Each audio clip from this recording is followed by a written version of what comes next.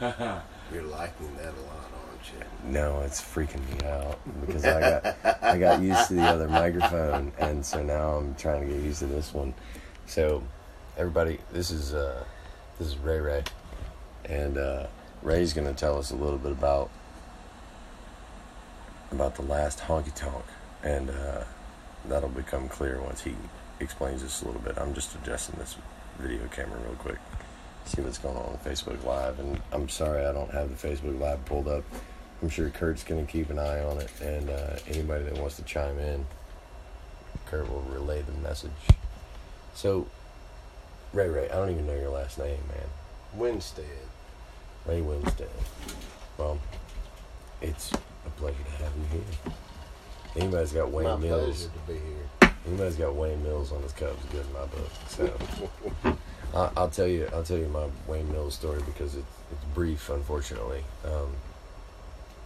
Wayne had more of an impact on me through his friends than he did in person. I only had the pleasure of meeting him one time when I started at the Floribama in 2013 during the Frank Brown International Songwriters Festival, and met him once, got the full effect, and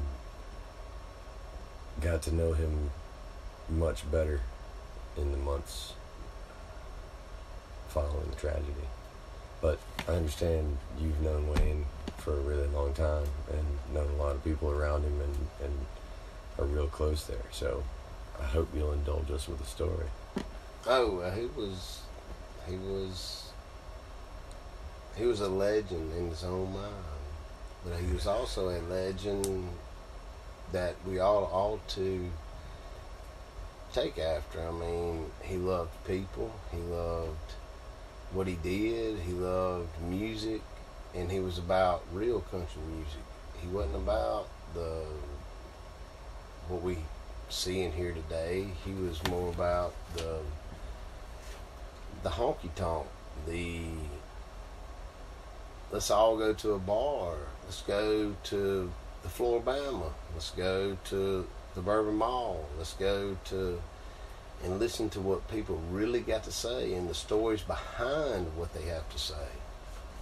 And that's what made Wayne Mills so special, because that he didn't back down from anything, and he was wide open, no doubt. Yeah, he was a honey badger through. It was quite an experience. I mean, we had a place way out in the middle of Mississippi Delta. Well, hang on. Before you get too far into that, let's start at the beginning. When did you meet Wayne? Actually, a friend and I, Mark Aslan, had a place out in the Mississippi Delta. It was out in the middle of a cotton field, and it was called the Bourbon Mall. It was off Tribbett Road, outside of Leland. And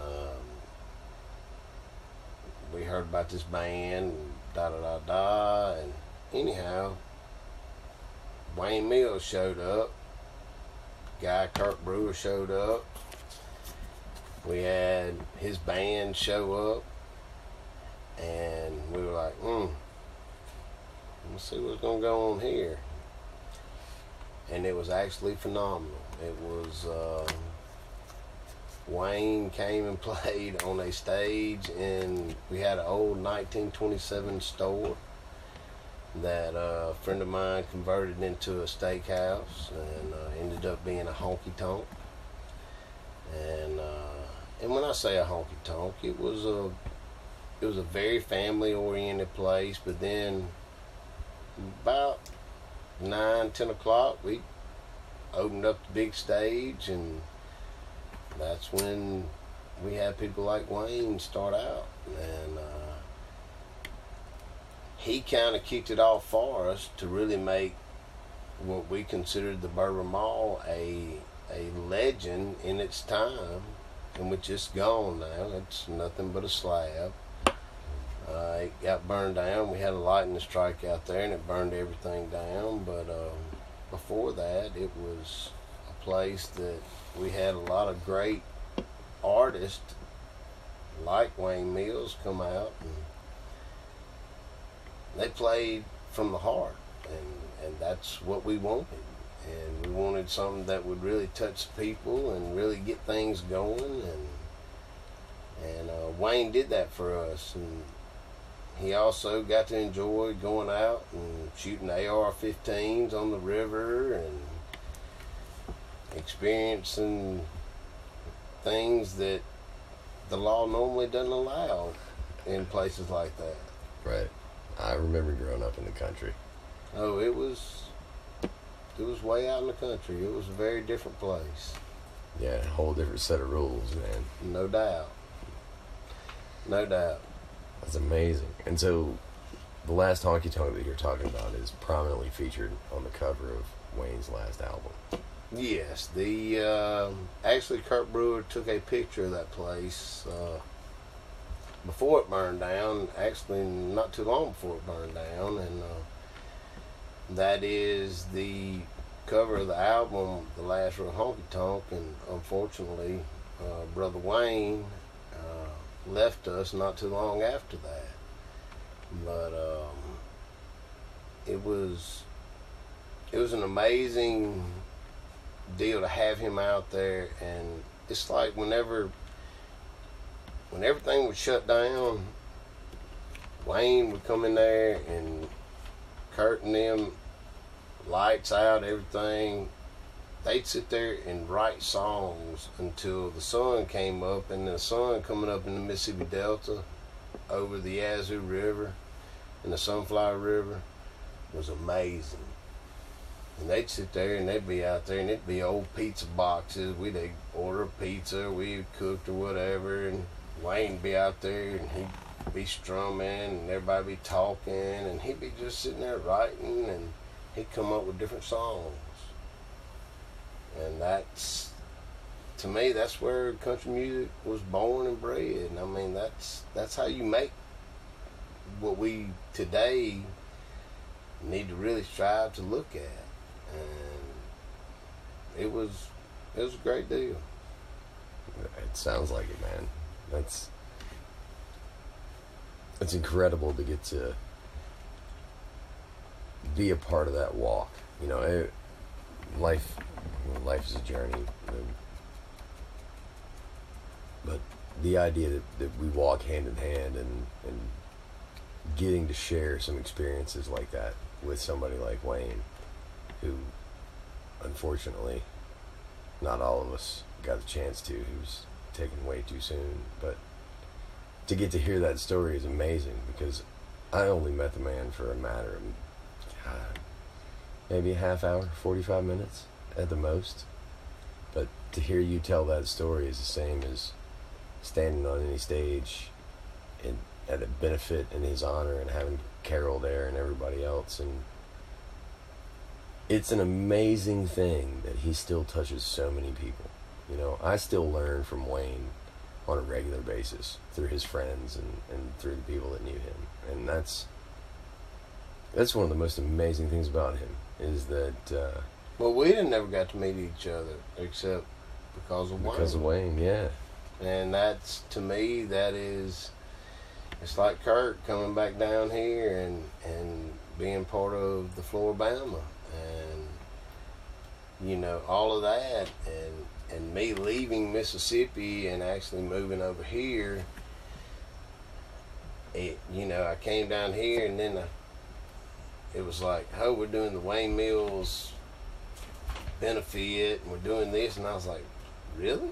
I mean, because I never knew how much he did influence everybody. And to see what has happened and what's going on for Carol and Jack and you know, the family, and for people who love him that much, Lee Frazier doing what all he does. He actually is one who did these cups, and at the last deal to have Leith Lofton, Kyle Wilson, I mean, all these different artists who now they're doing the Last Real Honky Tonk series, to me is amazing, because it's really off of what Wayne, that's what Wayne was about. Yeah, and kudos to Bridget London for... Oh, Bridget London has done a wonderful... Yeah, and not only that, she's got some wonderful songs out there, too. Yeah, but and you want to she's done talk about watching job. a legacy march. I mean... and Beth Childs, she's done a wonderful job as far as the video photography and all that. I mean, it's just on and on. The people who have done Moondog Hall, Mudbone. I mean, people have really grasped this. Hey, look, we're not into the so-called new country that it is. Right.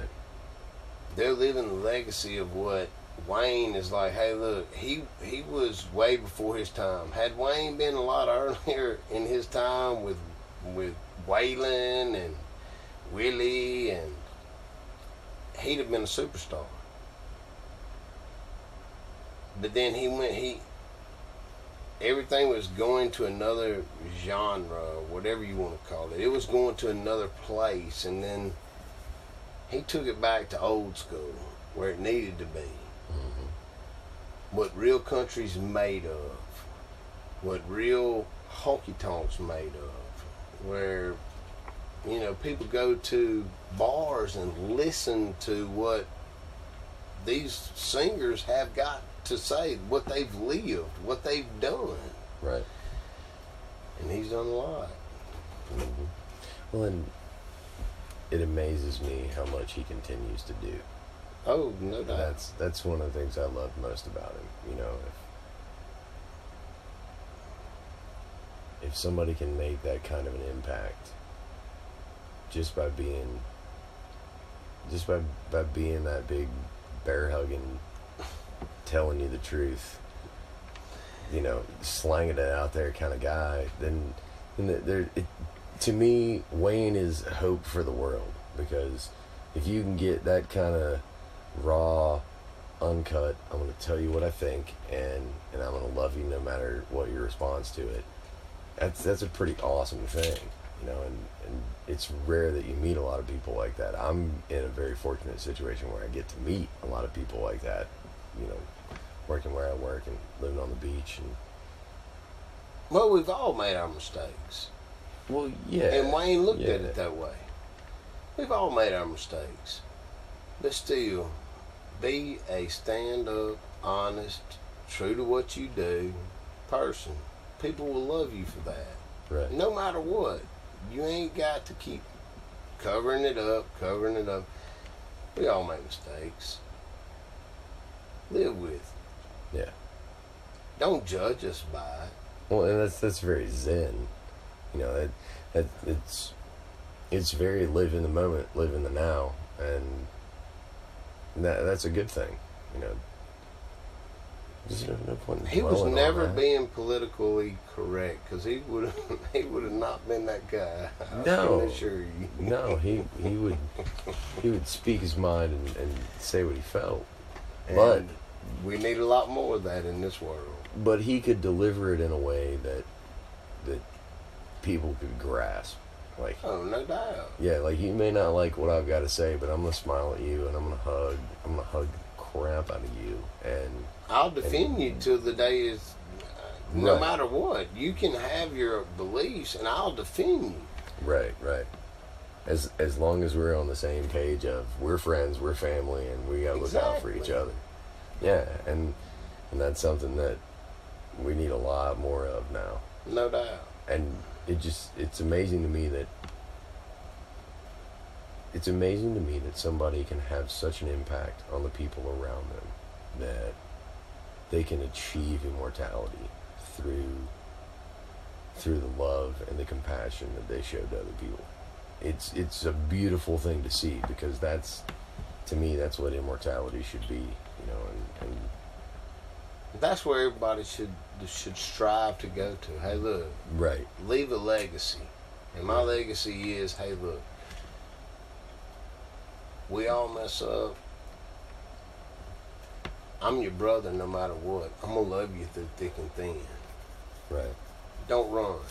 Don't run from it. No. Let's help each other to Let's get hug it through out. this. Let's hug it out. No doubt.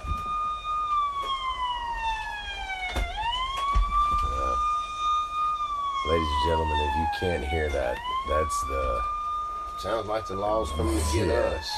That's the holy crap siren.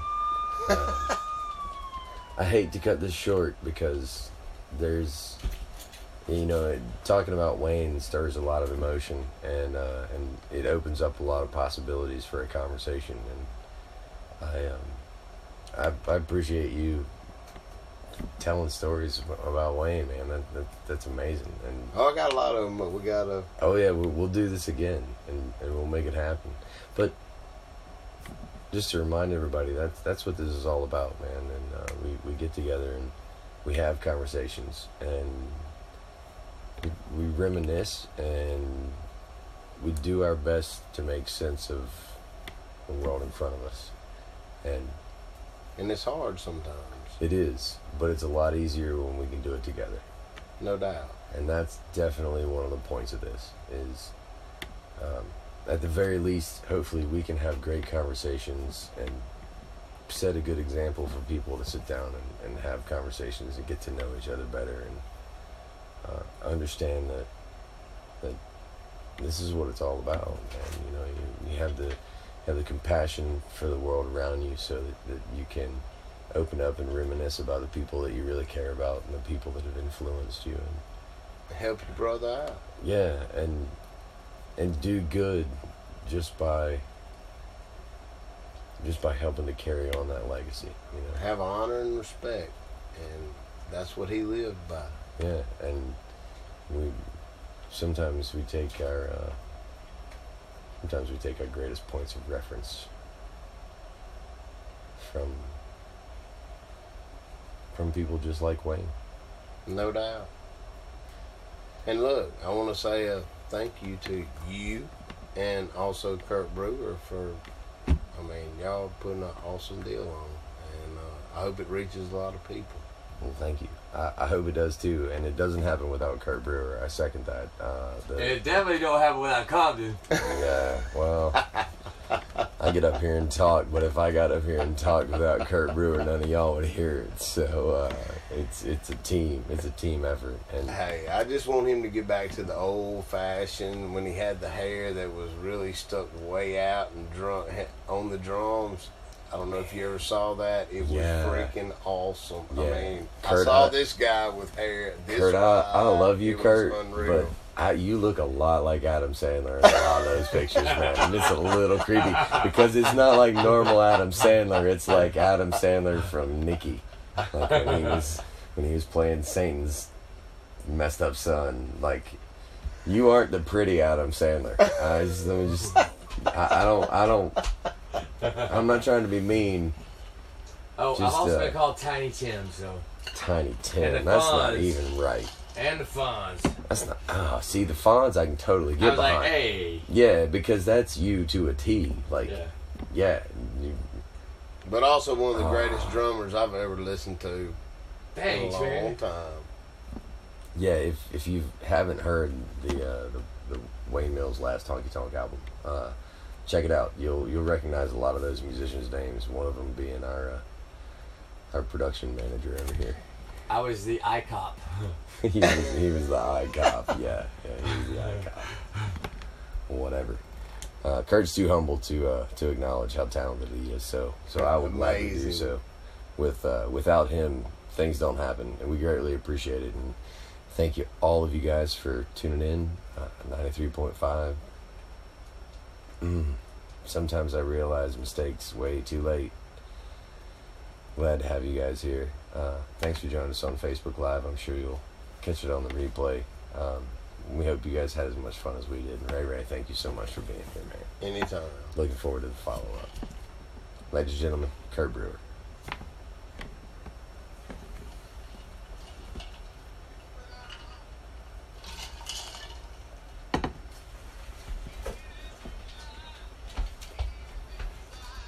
Oh, the irony, huh? Okay. Sorry, I was listening to Rick Whaley in the headphones. Hey, let's go smoke a cigarette outside and listen to it coming off the car. What was that? Yeah. That was very, Thanks, very good. Man, that was freaking awesome, man. I hope I made it easy for you to tell that story. It was. It just sometimes I know I'll get into long-winded saying. I'm like, I That's try alright. to keep it short and sweet. That's all right. I hope I helped you feel comfortable in getting there, man, because Are we still Facebook Live? that was beautiful. Yeah. Oh, So, my. Cut. not Nobody say nothing else. Facebook Live.